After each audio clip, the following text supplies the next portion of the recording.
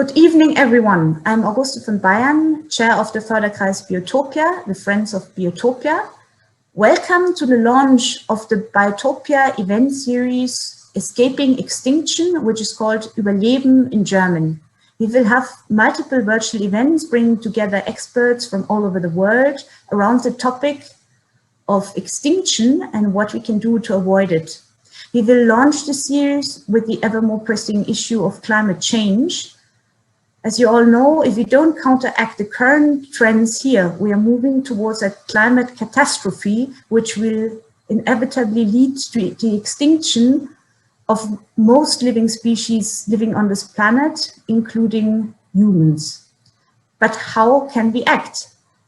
Our first speaker, Mike Mann, has just published a book entitled The New Climate War that shows how fossil fuel companies are deflecting responsibility on climate change onto us individuals, and he explains what we need to do instead.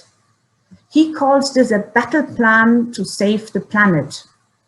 Our second speaker, Luisa Neubauer, is one of the leaders of Fridays for Future Germany, which is a global movement on demanding tangible actions from political leaders to counteract climate change. They too call this a fight for our future. Let's hear their perspectives. I'm now handing over to Michael John Gorman, the founding director of Biotopia, and I'm looking forward to the conversation. Enjoy the evening. Over to you, Michael John. Thank you so much, Augusta. And good evening also from my side. And you're very welcome indeed to the very first event in Biotopia's new event series, Escaping Extinction, Überleben. And before I continue, I would like to mention that we have simultaneous translation tonight into German. I'll just briefly switch to explain. Wir haben eine simultane Übersetzung für unsere deutschsprachigen Gäste. Sie müssen auf die Weltkugel unten im Fenster klicken und Deutsch auswählen, um sie zu hören. Danke. So, Biotopia is a new museum and forum in development right here in Munich, focusing on engaging people actively in the key planetary challenges we're facing, from the biodiversity crash to climate change and pandemics. And we're actually broadcasting this event to you tonight from our brand new Biotopia lab that you see behind me in Munich's beautiful Botanic Gardens. Tonight, our topic is the new climate war. And we're thrilled to host a discussion with two of the leading combatants in the fight against climate change. Before I introduce you to them, let's see who's in the audience. So please, if you'd like to write into the chat what country or city you're joining us from tonight, we'd be delighted to see you. And just a few practical points about tonight's event. We will be discussing with Mike Mann and Luisa Neubauer for approximately 1 hour.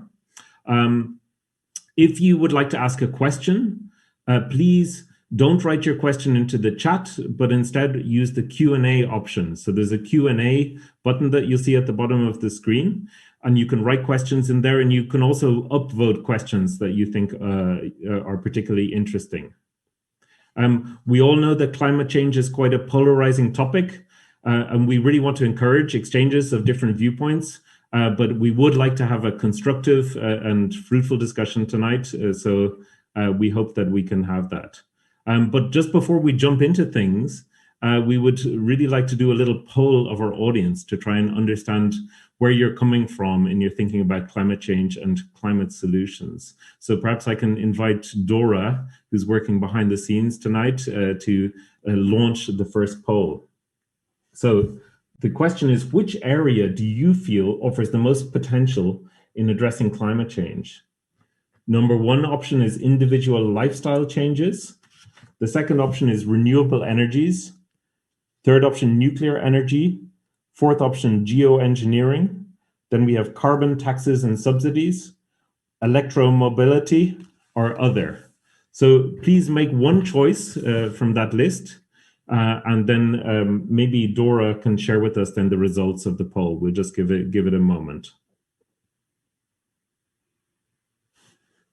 Wow, so there's a very striking result that we have 43% of responses saying renewable energies. We have only 16% for individual lifestyle changes, 4% with nuclear energy, 0% for geoengineering, just one vote for geoengineering. And it'll be interesting to see if that person changes their mind tonight. We have 30% for carbon taxes and subsidies, 0% for electromobility, interesting, and 7% for other. So it seems that a very strong audience in favor of renewable energies this evening. So it'll be interesting to come back to that later. So back to our distinguished guest tonight.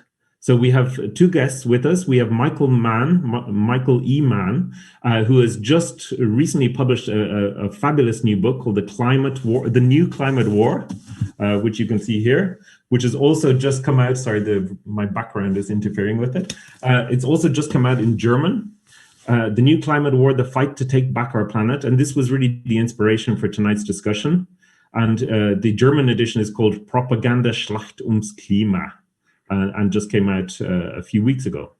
And Mike Mann is Distinguished Professor of Atmospheric Science at Penn State and has numerous other academic appointments and is also director of the Penn State Earth System Science Center, but is perhaps one of the leading and most famous climate scientists in the world. So we're really thrilled to have him with us this evening. Great to have you here. And Mike is joining us from Pennsylvania. And we also have with us from less far afield, Luisa Neubauer, who we're thrilled to have, who is one of the leading figures in Fridays for Future and the organizer of Fridays for Future Germany. She has a wonderful podcast called 1.5 Degrees.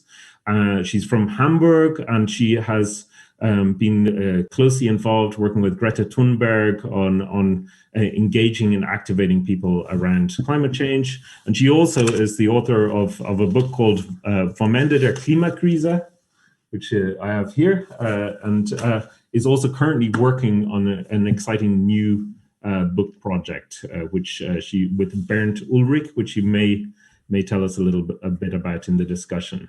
But before we come to Luisa, maybe we can start with you, Mike. So first of all, thanks again for joining us, and really great to have you with us. And I'd like to maybe start by asking you about this idea of a climate war.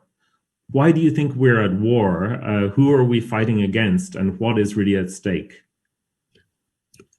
Erste, Dankeschön und guten Tag oder guten Abend. And now I will speak in English from here on.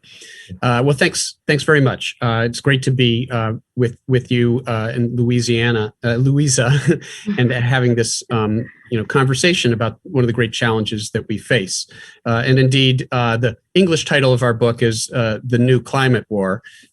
That wording disappeared in the German translation, Propagandaschlacht ums Klima, as you said. But the climate war, and war is a touchy subject. Militaristic language is always risky when we frame things in the language of war and militarism. And I think that might have been part of why the German publisher decided to use a different title. But the bottom line is that we are in this war, whether we like it or not of our choosing, but powerful vested interests, the fossil fuel industry, politicians, and right-wing media outlets doing their bidding have for decades engaged in this full-on assault on the scientific evidence for climate change, on the science and on the scientists. And I found myself at the center of those attacks more than 2 decades ago on Earth Day 1998. And we're coming up on Earth Day here, but 23 years ago, we published the now iconic hockey stick curve that demonstrates the unprecedented warming that we are experiencing today. And it became sort of a powerful symbol in the climate change debate. And I found myself, for that reason, under attack by those interests that I'm talking about. By fossil fuel interests, front groups advocating for them, politicians advocating for them. Sort of an uncomfortable place to find yourself as a scientist. Nothing in your scientific training really prepares you for that sort of battle. But ultimately, I have reluctantly embraced this role. It's not a war that we chose to be in, but it is a worthy battle for us to be fighting, because this is a battle for the future of our planet and for our children and grandchildren. And I want to thank Louisa and her work with Fridays for Future, because it's really helped drive that point home. This isn't just about science and policy and economics. It's about ethics, intergenerational ethics. What sort of planet do we want to leave behind for our children? And so we have been in this war, and the tactics are now changing as denial becomes much more difficult, because we can all see the impacts of climate change. The forces of inaction, I call them the inactivists in the book, have engaged in other tactics that I'm sure we'll get into in their effort to prevent us from moving on. But, make no mistake, this is the defining battle of our time. It's a battle for the future of our planet, and it's a worthy fight to be part of. Thank you. But you do talk in the book about this fact that denialism is becoming a shrinking activity, and that there are these new tactics around deflection and doomism. Can you say a bit more about what you mean by that? Because I think that's a really interesting observation in the book. What is going on with deflection and doomism? Yeah, and this is one of those things that's lost a little bit in the German translation, because I sort of use an alliteration in the book of these various words that begin with D. And of course, there's denial, but there's delay and deflection, and there is despair mongering and doom mongering. And all of these things are in play when it comes to the new climate war, the various tactics that are being used by the forces of inaction. And so you've asked specifically about one of them, sort of doom and despair. There are a lot of good folks, good-hearted people of the best of intentions who have fallen into despair. And in some cases, tragically, they are victims of this effort to frame the problem as unsolvable. As ironic as it seems, some of those forces of inaction are now actually promoting the narrative that it's too late to do anything about the problem. Because if they can convince us that it's too late, that potentially leads us down the same path of disengagement as outright denial. And they don't care about the path we take, whether it's denial or it's because we've fallen into doom and despair. Ultimately, they just want us to be disengaged. So we're not out there on the front lines advocating for change. And so we have to recognize that. And we have to recognize that while there's some bad actors, state actors, fossil fuel interests who have promoted that framing in an unhelpful way in an effort to disengage climate advocates, there are, again, a lot of good people who have fallen victim to it. They're not the enemy. They are victims, and we have to help them through that. We have to help them to see that it's not too late, because the science does tell us that it's not too late. As I like to say, there is great urgency. We have to act now, no question about it. But there is agency. It's not too late to act. Yes. And I think that's such an important point, that one should not be paralyzed with the feeling of doom and gloom. But there's another point which I found quite interesting in your book, which is this what is sometimes called flight shaming, or many climate activists, I mean, I think including both of you, are frequently attacked or accused of hypocrisy because they've taken flights or they eat meat. I think you're a vegan, Mike. Is that right? But I don't eat meat, but I'm not vegan either. But of course, it would be great if we all flew less. I mean, some of us have been doing it not necessarily through choice for the last 12 months. And but it was also great to see, for example, in France a couple of days ago, this small step where they have banned all short-range flights where you can get there in 2.5 hours in a train, which is maybe a small step, but still a good step. So, but what's really going on in your view when activists and scientists get accused of being hypocrites? Yeah, so it's one of the other D words that I forgot to mention in that litany, division. They want to divide us so that we don't speak with a united voice demanding change, demanding action. And one of the ways they do that, ironically, is through this deflection, deflecting our attention away from the needed systemic changes, policy solutions, like we talked about at the beginning in the poll, carbon pricing, subsidizing renewable energy. These are all systemic changes. These are things that neither you nor I can do. Blocking new fossil fuel infrastructure. We can't do that as individuals. We need our politicians to do that. We need them to act on our behalf. And without those systemic changes, there's no way we're going to tackle this problem. We'll be able to meet the challenge ahead based on individual action alone. And so we should all do those things that we can do in our everyday lives that decrease our carbon footprint, our environmental impact. Why wouldn't we do that? It makes us feel better about ourselves. Often it saves us money, makes us healthier, sets a good example for other people. Let's do all those things, but let's not let the polluters convince us that that is the solution to the problem, because it often is used as a way to distract us from the systemic changes, from the policy changes that we need, and to take the pressure off of polluters. And I'll give you an example. It's not coincidental that British Petroleum, BP, gave us the first well-known individual carbon footprint calculator back in the early 2000s, because BP and other fossil fuel companies wanted us so focused on individual behavior, on our own footprint, that we failed to notice their footprint. 70% of the carbon emissions comes from 100 polluters, 100 fossil fuel companies. And so there's no way we can solve this problem without policies that decarbonize our economy, that decarbonize our civilization.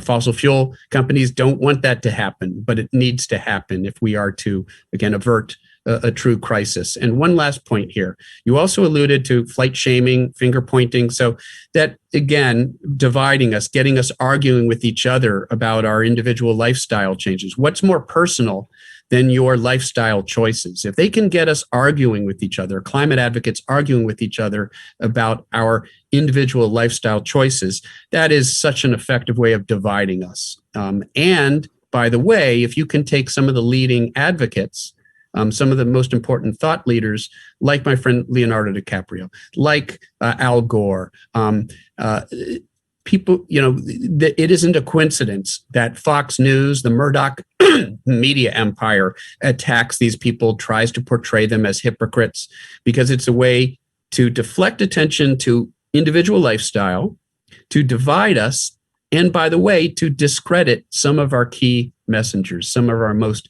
influential messengers. It's a three. They get three sort of tactics for the price of one, and it has been used very effectively by the forces of inaction to prevent us from moving on. Yes, well, thank you. I'll come back to you in a moment, Mike, but now I would like to turn to Luisa for, Luisa, you've founded Fridays for Future in Germany. You've been a leader of this incredible global movement alongside Greta Thunberg and many others around the world. Maybe first to ask you, what was it that really inspired you to dedicate yourself to this cause? Well, thank you so much for having me. It's great to be here. Just to clarify, of course, I didn't found Fridays for Future or so, but I was part of those who kind of rose together, who got organized together in Germany, in Europe, across the globe. And it's, back then in 2018, it was that we had these incredible fires across Europe, and we had a long discussion about the German coal industry. And back then, even, it was obvious how much destruction this coal is really causing. And it irritated me so deeply that we could, look at all those fires, and every day you would turn on the news and they would show the fires again. And then, you would discuss some of the coal bits, but, it seemed to me like the dots were kind of not, you didn't need to connect the dots. They were just already married. And still, there was such a denial about this. And it was by the time that they published the first reports about how much coal power capacity has been installed since Paris Agreement was signed. And it struck me that, you would sign a Paris Agreement that really, it really shaped my understanding of global climate policy. it struck me that, you know, people would sign this and then they will go back and then store their coal power capacity, which is really the one thing, you know, it's really easy to understand that we have to get rid of coal ASAP. And then, of course, we cannot have a single new coal power station anywhere. And this is not, it's not a radical idea, and it's not even, you know, really hard to understand. It's just, you know, it's on the table. And so then in the end of 2018, I was like, okay, I was really uneasy, and I traveled to the COP in Poland, to the UN Climate Conference, to make sure that someone is taking care of this, because I felt, you know, there was a certain unrest. And I came there, and well, I found out that it's not really the case, because people do talk, but on the acting side, it didn't seem to me like there was someone who felt like, okay, we're going to do this now. And even though the science was on the table. And it was the same time that I got to know Greta. And it seemed to me there was a certain moment in time when you have to ask yourself, okay, what role will you play in this? How will you deal with your own responsibility? And back then I wasn't a school child anymore. So I didn't feel like Fridays for Future was something that was meant for me. And I did not at all felt like I wanted to be an activist. I didn't plan for that, but, you know, there are moments where we are kind of challenged to become someone we maybe never wanted to become. And maybe that was a point like that. And of course, I had no idea how long this will take, and that, you know, 2.5 years later, I would be sitting here still doing Fridays for Future activism, because, you know, back then, of course, I thought, you know, we would remind everyone that there was a climate crisis and they had to take care of it. And then we would go back to school, or in my case, university. Well, that didn't happen, but, you know, we got to the first part. I mean, you've read and looked at Mike's book, and I mean, what do you find yourself personally engaged in a war? What's your reaction to the book?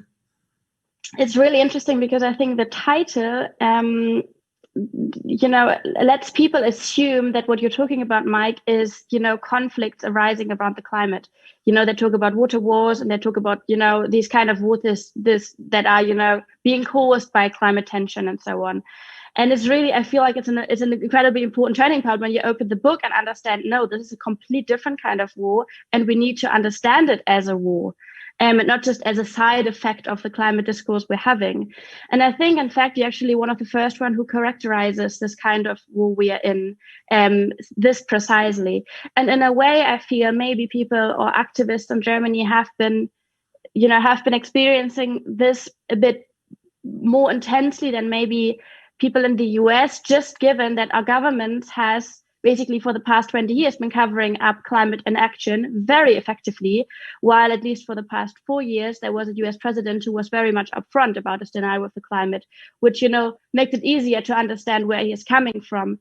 On the other side, there was a German government who obviously did, you know, was more pro-democratic, and, you know, you cannot really compare this, but it was really difficult in the beginning, actually, when we started Fridays for Future in Germany, to tell people that we are in a crisis, because they were like, no, we cannot be in a crisis, because the government would be taking care of it if there was a crisis. And, you know, they do a fine job and it's all right. And we say, yes, this is part of the strategy, you know, open your eyes. And so I feel like this is it's a really important conversation to have. And it's going to be the question whether we will rise up to this challenge and understand that we're basically in the second phase.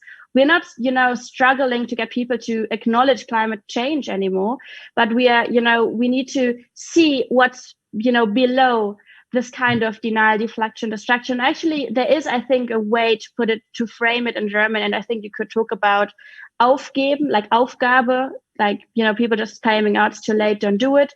Then there's aufhetzen, which is, you know, how people say, you know, no, look at those people who've been flying before, how dare they become an activist now. Then there's aufspalten, which is getting people to go against each other. Then there's ablenken, which is obviously, you know, people saying, oh, we are the polluters. We are one of the worst, you know, polluting companies in the world. But have you been recycling? And then, of course, there's anlügen. So there's denial and lies. People claiming that there's, you know, that there are other things we should be focusing on. And by the way, we're all on a very good track. So you know, we have all those mechanisms showing up here, and I think there are good ways to put this in German too. I love your alliteration in translating. Those concepts from Mike's book, but I should have let you translate the book for me. But Louisa, just to come back to Fridays for Future, I mean, I think it was 20th of August 2018 when there was that famous photograph of Greta Thunberg outside the Swedish Parliament. Almost 3 years ago. It seems like a lifetime. But what do you think has really been accomplished by Fridays for Future in that time? And is it primarily about raising awareness? Because I think, as you said, the awareness is largely there now, right? Is Fridays for Future actually proposing concrete solutions? Well, yes, it does feel like a lifetime ago. And we started like 3 months after Greta started striking. And I sometimes feel like I've been doing this for not, 2.5 years, but rather like half a century. And I have no idea how people like you feel, Michael, still in this. No, so if we wanted, people to change the way they talk about the climate crisis, or, if we wanted people to engage in a discourse change, I think we would be, somewhere celebrating with some drinks, having a good time, because certainly we've done that.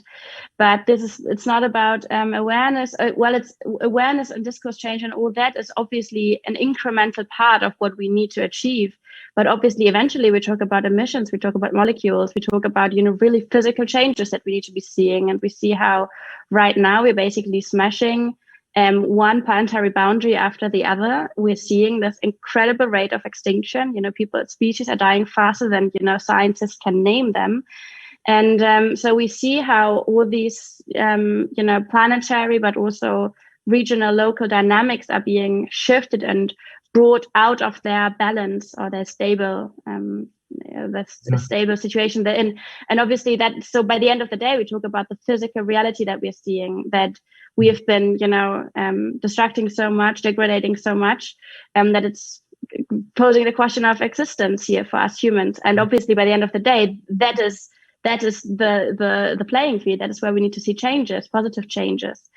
But what we're seeing, and I mean, just coming back on Michael's book here, what we're seeing in the theory of social changes, that usually when people are trying to achieve some kind of change, social change, political change, they have this phase when things are going very smoothly because people get excited about this, and then there's always a point where it gets really, really tough, and this is where most people are, where people are tending to give up, where people are tending to say, I don't, move on, and maybe it wasn't, and this is a time where people are being radicalized for what they want to do and to achieve, where forces try to deflect and deny and all those things.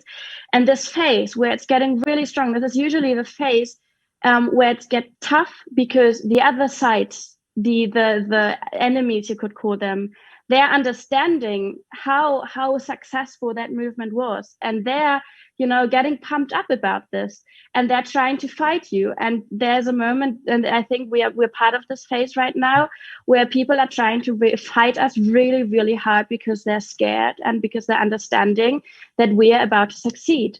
And this is not given. We have to keep fighting, and it's a long way ahead. And I'm not saying we're on a good path climate-wise, but we are seeing how successful we are by the amount of energy and resource that is being put into fighting us.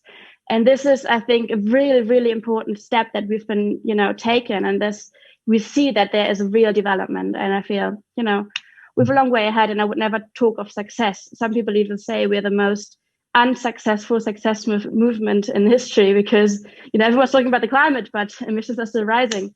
But I think we're seeing developments, positive developments. And in spite of this negative environment, do you think that there's still hope, from your point of view, to address climate change in our lifetimes? Oh, hope is a difficult thing. But what we're seeing, of course, that as Michael has been pointing out earlier, there is a just world is possible as long as we're fighting for it. And a lot is already lost. A lot of species will never come back. A lot of land is already degraded to a point that it's, in a bad state. But there's so much worth fighting for. And, just looking up in the sky and, seeing what kind of gift this incredible planet that we have, inherited, and that, we have to take care of. That's magical in a sense. And I feel, I wouldn't know how to give up hope, when you've, just taken a moment and breathe in and looked around in the world and see what all there is that we've created, and, the beauty that is for us to protect. Yet it's really exhausting to be hopeful and to not give up. And it's much easier to just, drop it and say, you know what, let's turn back and have a goat farm in Portugal and, not care about the world anymore. I see that as an easier option, but no one ever said it was going to be easy. So and I see in the chat actually we have a question from Bart Kempenaars, who's actually from the Max Planck Institute in Zeewiesen for ornithology, and he's asking, why focus on climate change only? Why not call it more generally the biodiversity war? Because you touched, Louise, on the biodiversity crash, which is also going on, and which is obviously not identical to the climate change crisis, but in many ways strongly linked. Should they have called it should Mike have called it the biodiversity war? I think, Mike, you need to explain that, right? Why you chose climate wars. Yeah, well, so again, it's this war that we didn't choose to be in, but powerful vested interests have, in essence, been engaged in an assault on our collective attempts to address this problem. And you could argue that that is true in a number of areas. It isn't just the fossil fuel industry. In fact, they took that playbook from other industry special interests that used it in the past very effectively. In fact, the deflection campaign, this effort by fossil fuel interests to promote individual action as the solution, is a playbook that was really, in some sense, written by the beverage industry, by Coca-Cola, back in the early 1970s in the United States. And I don't think, it ever played in Germany. But some folks in Germany might be familiar with this commercial that played. It was a public service announcement that played in the early 1970s when I was just 6 or 7 years old. And it's called The Crying Indian, Native American, a tearful Native American who is crying, this tear running down his face because of all the litter, the bottles and cans that he sees as he's canoeing down this river. And it was playing upon sort of the power of Native American imagery, especially at that time, sort of the zeitgeist of the early 1970s. It really used that Native American imagery in a very powerful way, and it had a huge impact on a whole generation of people, myself included. It's like, yeah, we can clean up this problem. We can clean up the bottles and cans. It felt empowering, and yet we'd been fooled. This was a manipulation. It was a public relations campaign by Coca-Cola and the beverage industry, hatched on Madison Avenue by advertising executives, the aim of which was to defeat bottle bills. Because in the US, different states, including the one I grew up in, Massachusetts, were starting to pass bottle bills that would put a deposit on bottles and cans. It was a systemic solution to the problem that would work, but it would hurt the bottom line for the beverage industry. It would decrease their profits. So instead, they engaged in this war on bottle bills, and they were very effective. They won. Very few states today have bottle bills. And by the way, one of our other great global environmental crises today, the global plastic pollution crisis, we can thank them for that. And again, that's the playbook that is now used by the fossil fuel industry. So that's true with, if we're talking about biodiversity loss and, environmental destruction, the destruction of our rainforests. Again, it's powerful economic interests with short-term profit in mind, not taking into account the long-term damage that they're doing. And we need policies that force them to take that into account. And that's why it is important to put a price on carbon and to provide subsidies for renewable energy and to block new fossil fuel infrastructure and to do all of those things. I want to maybe move now a little bit away from the war and talk with you a little bit about targets and solutions to the climate crisis. There's a lot of discussion of different targets that we should be aiming for, and it can be sometimes quite confusing. 1.5 degrees, it's actually the name of Louise's podcast, but it's also a target that keeps being reiterated as very important. Maybe for both of you, why do you think that it's so important to keep temperature increase within 1.5 degrees of the pre-industrial temperatures? Why is that number magical? Well, I think the IPCC, I feel like I would have just recommended to everyone to just check out the IPCC special report. There's a great summary of that. And it speaks a very, very clear language on what 1.5 is. And I do acknowledge that it's easy to just completely underestimate the power of these 0.5 degrees between 1.5 and 2 degrees. Yet what we're seeing, and I think, Michael, you're of course much more involved in the science behind that. And what we're just seeing is that there's this incredible difference between 1.5 and 2 degrees, and kind of, what this warming could mean in terms of feedback loops and in terms of tipping points. And in the IPCC, and I think this language is great that they used. There are so-called reasons for concern, which are basically, different arenas where scientists have been looking at from the IPCC. And you just see, that 1.5 is already too much. I mean, we are currently at round about 1.2, and what we're seeing is fires, floods, damages. It's people having to flee. It's people suffering, right now as we speak. So 1.2 already is too much. 1.5, however, is compared to 2. It's, in a way, there is just, much more of this, of a likelihood of us being able to somewhat get a workaround, despite lots of suffering that we shouldn't deny. And I mean, just to come back maybe to why we named this podcast 1.5 degrees, why we call it Fight for 1.5 in the Fridays for Future movement.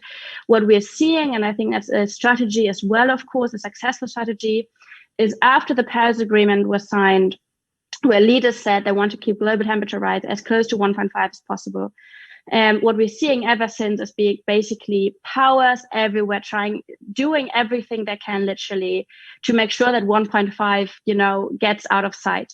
And that's obviously a tactic, and we cannot allow them, we cannot let them get away with that. Because that is signed, that is a Paris Agreement, it's in there, and it's been signed for good reasons, because we're seeing that we need to protect people, and, fighting or dropping 1.5 means dropping people's lives. I mean, just, let's inhale that. This is about, not just some numbers, it's about people and their livelihoods. And we, at some point with the Fridays for Future movement, we acknowledge that 1.5 is about to be dropped politically, and we decided that this is not going to happen. And we are fighting together with people from the front lines everywhere, from most affected people and areas, MAPA so-called. And we decided that we are, keeping up the fight for 1.5.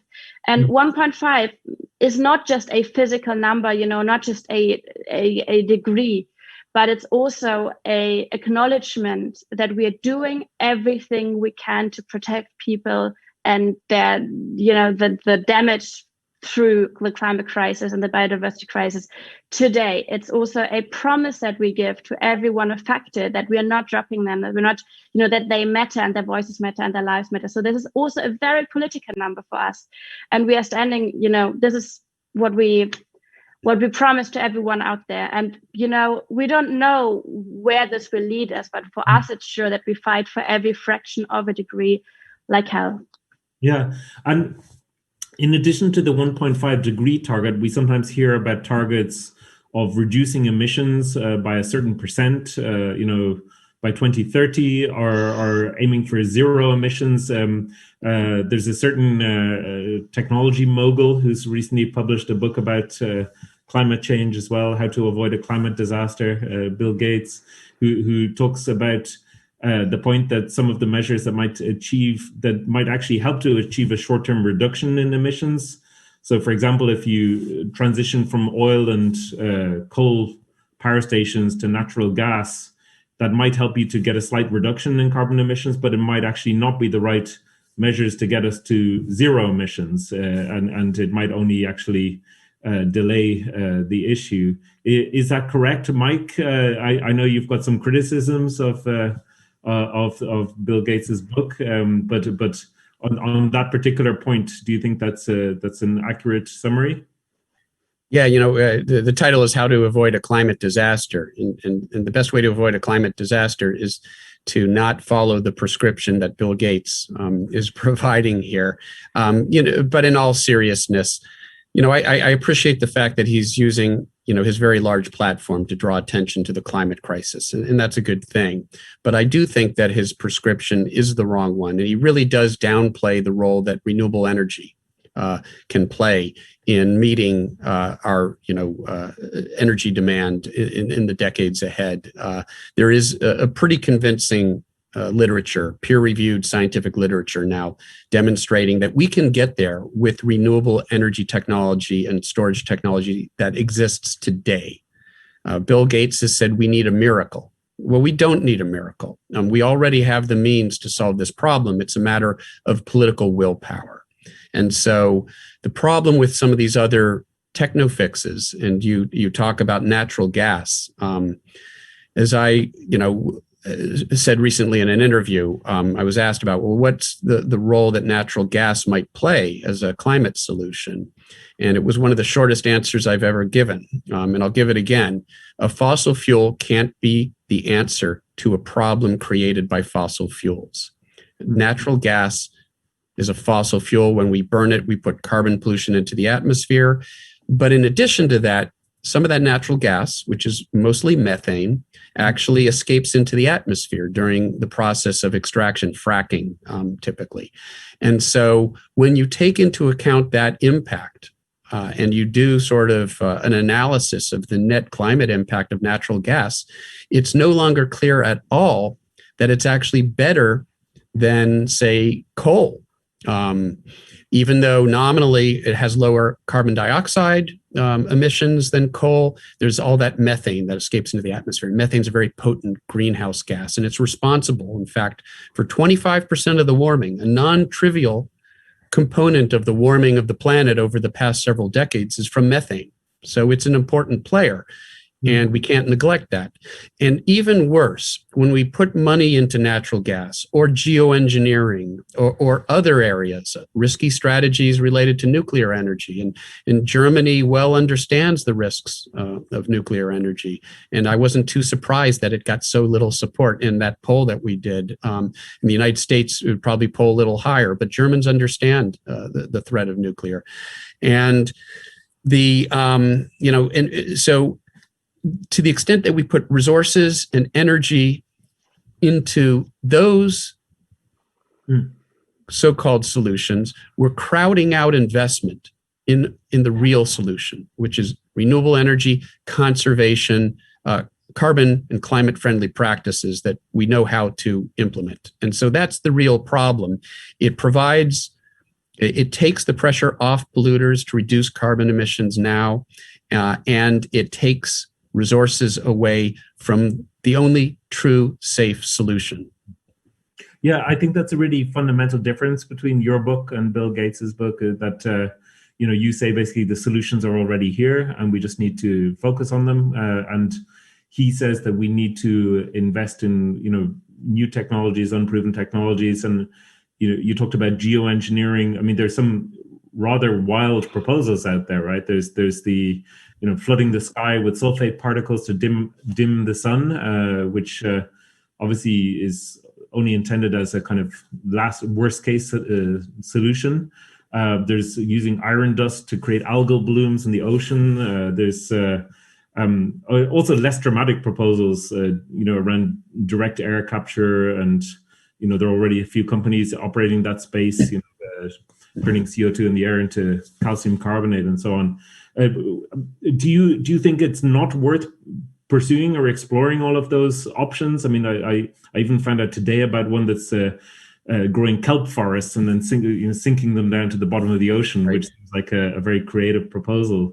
Is it not good to have people investing in exploring all of these options, or do you really think we should just focus on renewable energy, carbon taxes, and getting the incentive system right?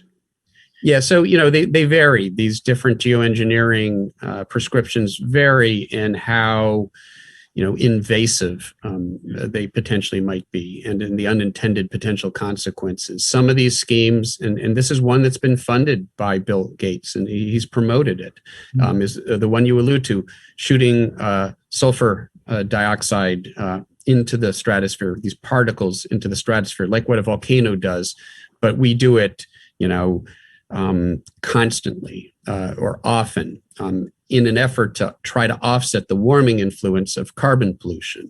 The problem is that this is tampering with the global climate system in an unprecedented manner.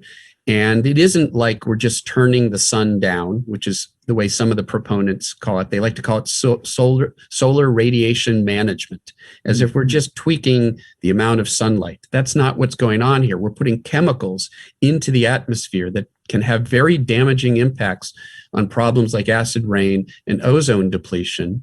And with the model simulations, and we should do research. I support doing theoretical research using climate models to investigate these schemes, if only because those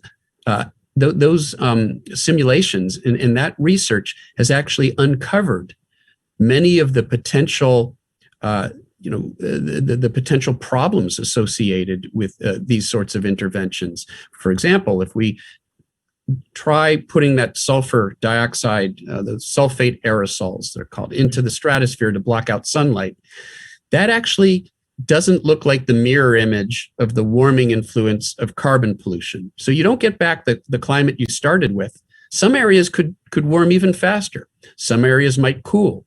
You would probably slow down the global hydrological cycle, which is to say you'd make the continents drier. You'd worsen drought. And by the way, as we're doing this, if it's taking pressure off of polluters to lower carbon emissions, you can think of this as sort of climate methadone. We're addicted to this, and we have to keep on doing it. And if we stop doing it, then we realize the full warming of all that carbon pollution that we emitted in the intervening time period into the atmosphere in a matter of a year or 2 years. We would see unprecedented rates of warming. And finally, there is what we call the moral hazard. And this applies to even some of the safer schemes, like sucking carbon dioxide out of the atmosphere. People like Mark Jacobson of Stanford have shown that if we do that, we're actually displacing renewable energy, safer solutions that don't have the same potential environmental harm associated with them. Even direct air capture isn't 100% perfect. It still requires energy. And where's that energy coming from? Is it renewables? If it's not, if it's fossil fuels, you're using energy to run that process. What would be more efficient would be to just make the energy with renewables. It's a much more efficient way of doing it. And so he would argue, and I think others have argued, that it actually displaces investments in a better solution. And then finally, there's what we call the moral hazard, okay? The idea that we can say, hey, don't worry, we've got this techno fix. Give us time, 10 years, 20 years, we will be able to suck the carbon back out of the atmosphere. Don't worry. So let's continue to burn those fossil fuels now with the promise of untested, unvetted technology that may or may not ever be deployable at the scale that's necessary. It provides a crutch to polluters today. And that's why it's so popular with people like Rex Tillerson, the former CEO of ExxonMobil, who said that this is just an engineering problem.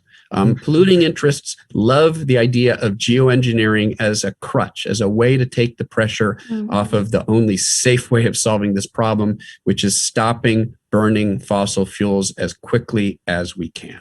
Yeah. I mean, just to add to that, I think it's no surprise, or maybe it's no wonder really, that there are three very powerful voices, who've emerged in the past years in the climate fight, and that is scientists, it's young people, and it's people at the front line and indigenous communities. And what those three have in common is that we don't have to deny the power questions behind all that. And we don't have to justify anything we did in the past, any kind of technology we invented, any kind of job we chose. But we are in a sense free or liberated to a degree to look at the science, to look what it's there, and to, talk about what's obvious. And so if someone who has once been, become very rich through inventing a technology comes along, talks about the climate, I feel it's no surprise that, of course, he's going to propose to invent a new technology. And if someone who's become very rich through investment banking will come along and tell us that the one solution that we need to do is more cleaner and greener investment. So I feel, to get through or to navigate through this mess and through those new climate wars, I feel it helps a lot to really look at who's speaking right now and where do they come from. Because by the end of the day, we cannot duck down, we cannot hide from the incredible shifts that we're going to see in century-old power structures that will shift just through a decarbonizing century that we're entering. And Amen. May I ask you both, about a controversial area, which is one that was briefly touched on by Mike earlier, which is the area of nuclear energy, which, here in Germany, we're in the process of phasing out all the nuclear power stations, since Fukushima, of course. But if you look at which countries are actually doing better in the European landscape in terms of CO2 emissions, you see a really stark difference. If you look at Germany, for example, compared with France, like Germany has almost double the emissions of France. You've then Sweden, doing the best, Greta Thunberg's country, with about 4.45 tons of CO2 per capita. But, those are both very nuclear intensive countries. So, France with about 70% of its electricity coming from nuclear, Sweden with about 40%. Surely nuclear has to be considered as a part of the solution, at least in some countries. Did you want me to take the first stab, or Louisa? You go first. Sure. So, I think it should be at the table. It's the way I like to characterize it. We're going to have to make some difficult choices. We're going to have to reach some sort of compromise when it comes to, addressing the climate crisis. And actually having nuclear on the table sometimes brings, conservatives, moderate conservatives to the table. Traditionally in the United States, there's been a lot of support for nuclear energy from the political right. And so there's a worthy debate to be had about how we solve this problem. There's not a worthy debate to be had about whether we have a problem.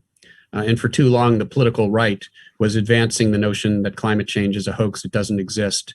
But now you're seeing more conservatives coming to the table, recognizing, admitting there's a problem, and they have a rightful seat at the table. And some of their preferred solutions, market mechanisms, carbon pricing, nuclear, let's have that conversation. Let's put it on the table.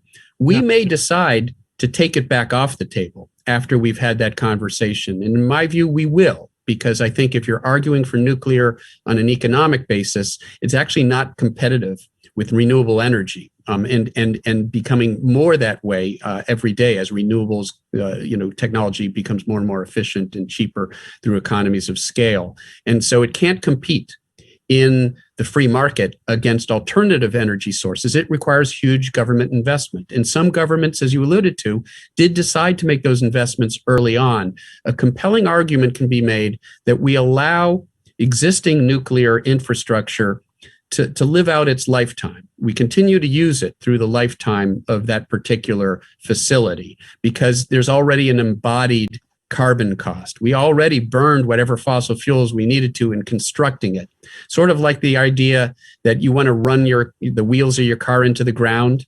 The environmentally best thing to do, actually, in some sense, is to run the wheels of your less efficient car into the ground, drive it until it can't drive anymore, because there's the embodied carbon in a new automobile. And so we have to think about that embodied carbon. I think there is sort of a compromise here where we say, we'll keep nuclear going. The nuclear power plants that are producing energy, and they're doing so now, and we've managed them in a safe way, we'll continue them through their lifetime. But in terms of investing in new nuclear technology, I don't think it makes sense in today's marketplace where renewable energy is just so much more economically competitive, and there is the ability to scale it up massively. And there are studies, again, that I alluded to by folks at Stanford, UC Berkeley, that show that we can get there if we have the right incentives to scale up existing technology without some of the riskier paths. And nuclear is risky. It comes with proliferation risk. It comes with environmental risk.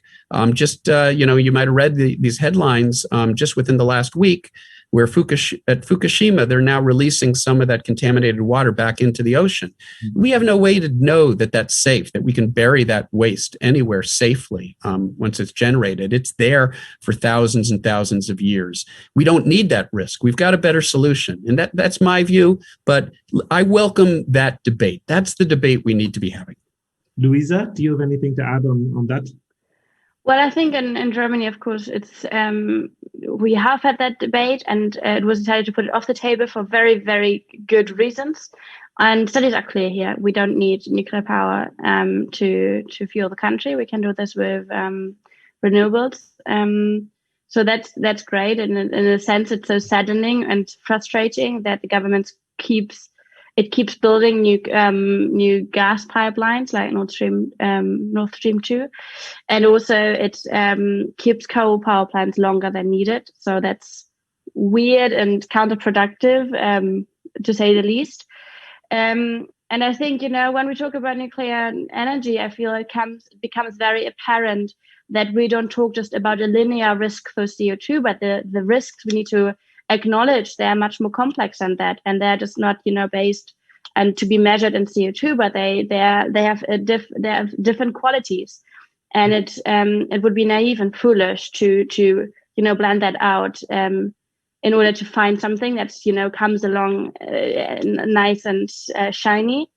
But, and also, by the end of the day, if you don't have a moral standpoint to this, and if you don't care about the risks it poses, you can do some math about money and investment, and then at least we get to a point that it doesn't add up anymore. Yeah. I'm going to turn in a moment to some more questions from the audience, but just before I do that, just today, the report of the Climate Advisory Board was published in Germany on the need to transform the building sector. How important do you both consider the building sector to be in terms of climate solutions and a focus on? There's also from the European Commission this new project of the new European Bauhaus that's been announced to kind of really look at how we build buildings, and of course the issues around materials and so on, and energy efficiency. So what are your thoughts very quickly on that, and then we might turn to some more questions from the audience. It's huge, of course. It's a huge amount of emissions are being produced through building, and keeping buildings running and warm and so on. And it's interesting because I feel maybe the building sector is one of the most neglected in the climate debate, at least in Germany. We don't discuss buildings and built infrastructure at all usually. And yet it symbolizes in a very important way, I find, that what we're doing isn't just shifting from A to B, but and that we cannot wait for any longer, because we see that everything we implement today, once it's built, once it's a machine or a house, it will keep running for way too long. And so, this road of decarbonization really, it's a tricky one, and we just don't have a single day to lose. And some questions are still open for debate, I guess, because we don't know yet in Germany fully. We've done a study with Fridays for Future here, how to get to 1.5 degrees in Germany, to do what needs to be done in line with our budget. And it's tricky, and in Germany, for instance, a big question is, where do we get people who can we need builders. That's a question of suddenly it's not a question of CO2 anymore, or of emissions, of calculation, but it's of craftsmen, of people and women people who are able to do that. So it's a really fruitful debate, because I feel like it very much diversifies how we discuss climate and how we see ourselves in it. We usually look out of the window into the atmosphere, and we think that's the climate up there, and we don't look at our walls and say, so what's, what about this and all that. Maybe I'd like to, time is running short, so I'd just like to go to a couple of questions more from the audience. So we have a question about Louisa and Mike's opinion on technological solutions like carbon capture and storage. Do you think these can play a role, or is this also a deception? Who would like to answer that? Mike, perhaps? I'm happy to start out with some thoughts here. So it sort of alluded to this a little bit earlier in our discussion. This idea of direct air capture, that we can suck the carbon out of the atmosphere, is really hard. It's expensive. You're fighting the laws of both economics and thermodynamics, trying to get the genie back into the bottle. It's much easier not to let the genie out in the first place, not to build. We're really good at putting carbon into the atmosphere. We've figured out how to do that very effectively. What we aren't very good at is taking it back out of the atmosphere. But it does come down to this moral hazard as well. It is being used, and we're seeing this. We're seeing, for example, the Prime Minister of Australia, Scott Morrison, who has been a climate and activist, but he's feeling the pressure now of sort of the return of the United States leadership on climate. Countries like Australia are feeling that pressure. And so Scott Morrison is trying to talk a better game. And they're talking about, being carbon neutral, net zero by 2050. Well, what does that mean? Net zero means you're putting no net carbon into the atmosphere. The problem is when people advocate measures that don't work hard enough in keeping the carbon from going into the atmosphere, and instead promise that they will be taking it back out. And so you have, implicit in some of these net zero pledges isn't that they're going to bring their carbon emissions to zero. It's that, hey, we're going to have this technology, direct air capture, carbon capture, and sequestration, and we'll be able to deploy that. Trust us, decades from now. Again, it's being used as a crutch for business as usual. And it, again, sort of offers that problem of moral hazard, which is that by pretending we have a solution down the road, it ends up being a cause for polluting even more in the meantime. So we have to be very careful when we hear those net zero pledges, and we're going to hear a lot of that next week at the climate summit in the United States that Joe Biden is hearing, and in the lead up to COP26 in Glasgow later this year. We're going to hear a lot of promises about net zero. Be sure to study those very closely, scrutinize them, because hidden in many of those pledges is going to be the promise of as yet non-existing technology down the road. Right. And actually, I can see Louisa's got some thoughts here too. Sorry, no, I'm just absolutely. I just signed that. It's governments of governments were as good in reducing emissions as they are in branding their politics like they are. Would be done. It's incredible. It's a fight that's being fought in public relations, in greening and branding, whatever's being done. And behind that, if you just look very, very closely, it's often an excuse to keep on doing what we're doing.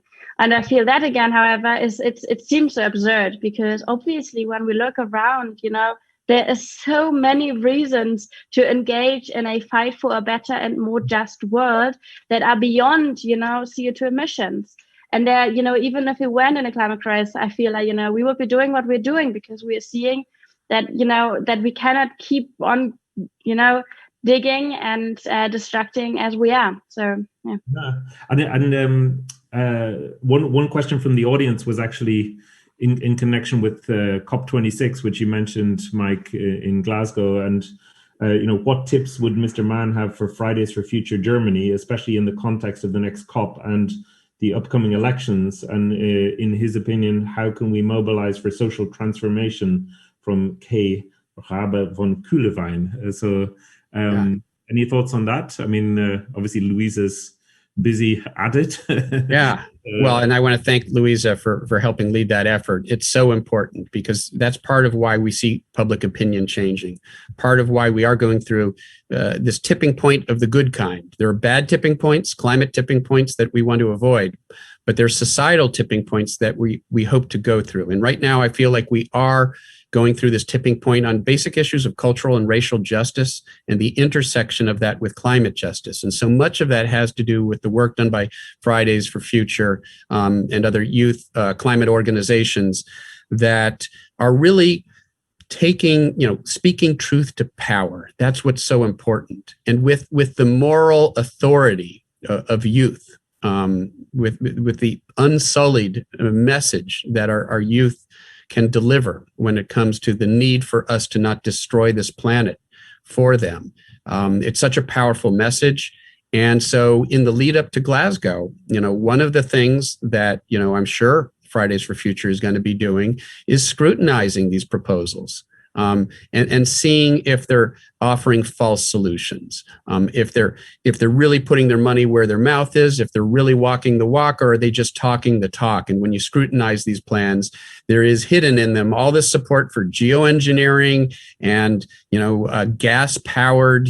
Australia is talking about a gas powered recovery, a gas led recovery. They want to their economic recovery program is contingent upon expansion of natural gas. That is fundamentally inconsistent with their professed willingness to address the climate crisis. So scrutinize these proposals and speak truth to power and use the great influence that you have on our larger societal discourse. In short, keep doing what you're doing. It's working. Thank you. Well, that's a great note to end on. And unfortunately, we are pretty much out of time at this point. But before we completely end, I would be curious to see if people have changed their views about climate solutions as a result of this very energetic conversation. So we started off with this poll on climate solutions. And I wonder if maybe we could just try doing the poll again, just to see, Dora, if you could put up the poll again, and we will see if we have a similar result to the result we had at the outset of the conversation. Louisa and I get to participate with thumbs up and thumbs down. You can do a thumbs up. Say something. So, Dora, are we able to run the poll again? Poll in progress, I see. Yeah. So it seems to be running. I'm curious. Give it a couple of minutes. And I mean, just while the poll is running, just to say, I suppose one of the most interesting things for me about reading your book, Mike, was that I think I will think differently about communications around climate change now, and really think, what is the communication strategy that is being used here? And as Louisa was saying, who are the actors? Who is doing the communication? What are the different agendas at play? And I think that's a very valuable lesson to all of us to really, I think there's this one word, I think, Michael, you coined that, and I think it's a really important term to keep in mind.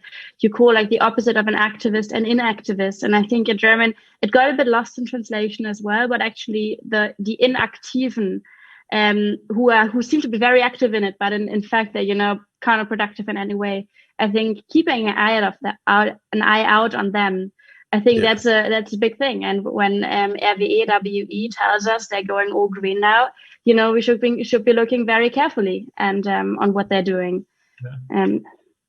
I just see that the poll results are in, and we haven't had a radical shift.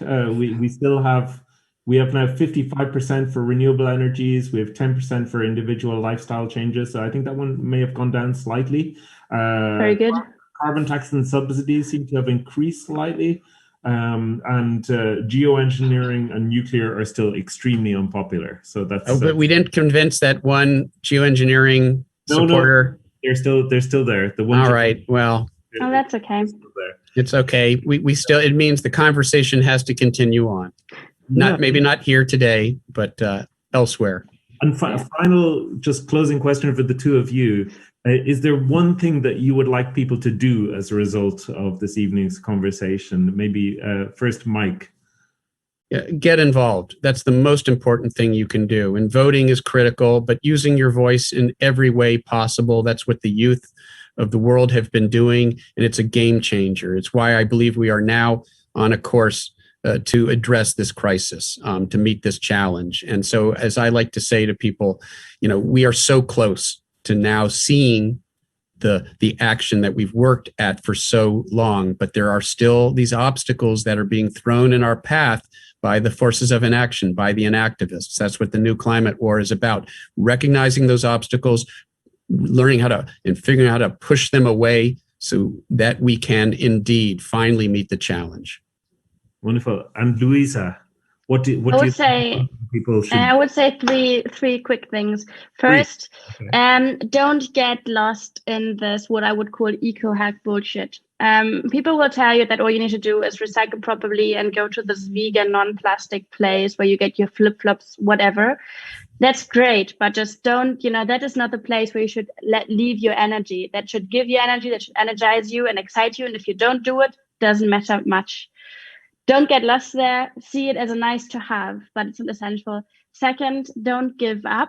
That's the one thing that the fossil fuel industries, those who are, keeping on destroying, who are stealing our futures, that's what they want. That's what they're longing for. That's the best thing that they could get, would be us giving up.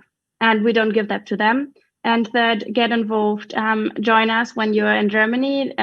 Join us in making sure the next election are going to be elections circling around climate justice.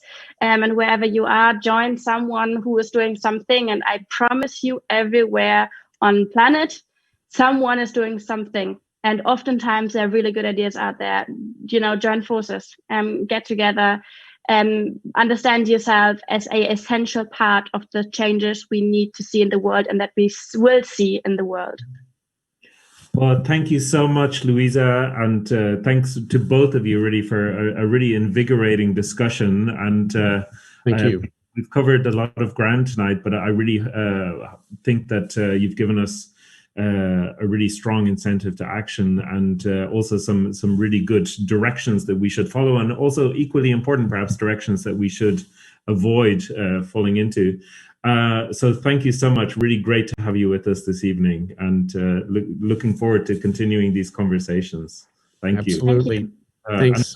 And just to mention to everybody that tonight's recording will be made available online. We will have subtitles in both German and English. We'll email everyone once that is the case.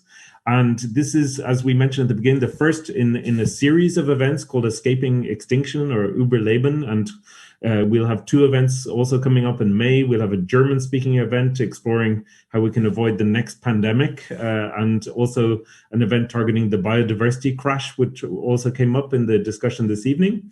And we'll have an event in June with Jane Goodall on how we can transform young people to change agents for a better future, and also more coming soon. And to all of our attendees tonight, we will be sending you a short survey with some topics about the event, and also to seek your ideas about topics you'd like to discuss in the future. You can also subscribe to the Biotopia newsletter to be informed about future events. Thank you all for joining us. It's been a really exciting conversation, and looking forward to continuing. Thank you. Good night.